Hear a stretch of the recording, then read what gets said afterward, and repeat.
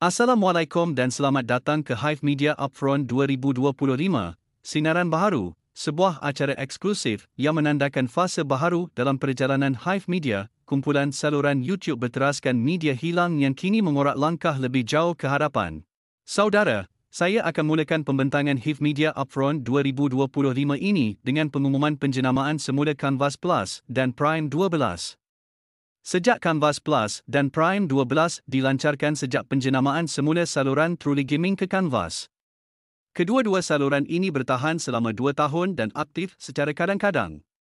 Namun pada hari ini, kami akan hidupkan semula saluran-saluran tersebut dengan memberi nafas baharu dan wajah baharu.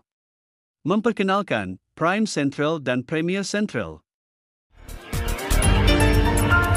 This is Prime Central.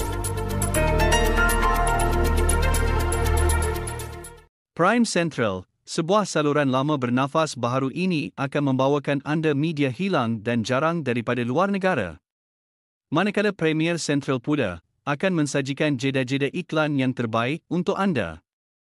Hive Media Upfront diteruskan dengan pendedahan carta organisasi baharu Hive Media. Barisan utama organisasi ini akan diterajui oleh Canvas sebagai ketua utama dan ketua pegawai eksekutif, CEO, Hive Media, Syafiq Ikhwan, sebagai timbalan ketua utama, VFF Channel Archive, sebagai timbalan CEO pertama, MXL, sebagai timbalan CEO kedua, dan Setpain, sebagai pegawai disiplin Hive Media. Seterusnya, kami bentangkan laporan prestasi tontonan terkini bagi saluran-saluran di bawah Hive Media.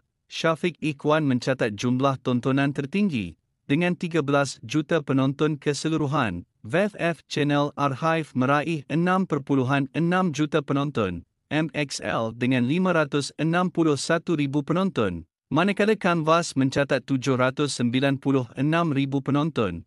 Angka-angka ini membuktikan bahawa kandungan berteraskan media hilang bukan sahaja mempunyai nilai, malah semakin mendapat tempat dalam kalangan penonton dari pelbagai lapisan. Dengan momentum ini, Hive Media menjangkakan peningkatan ketara dalam unjuran tontonan untuk tahun 2026 hingga 2027.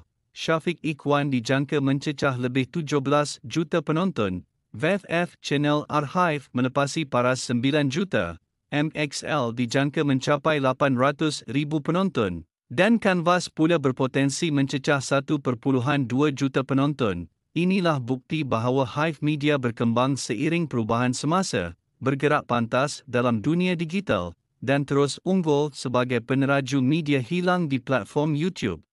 Akhir sekali, tiba masanya untuk memperkenalkan 6 divisi baharu Hive Media yang berperanan sebagai 6 dimensi berlainan.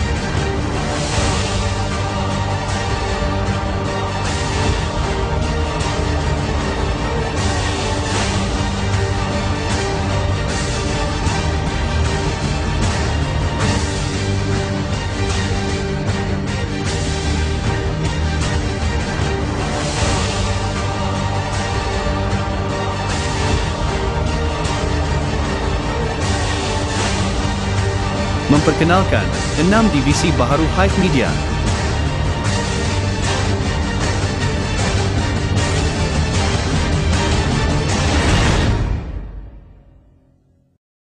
Terima kasih kerana mengikuti Hive Media Upfront dengan wajah baharu, hala tuju yang jelas, dan kepimpinan yang berwawasan. Hive Media bukan sahaja bersedia untuk masa depan, Hive Media ialah masa depan. Assalamualaikum, selamat malam, dan salam Aidiladha.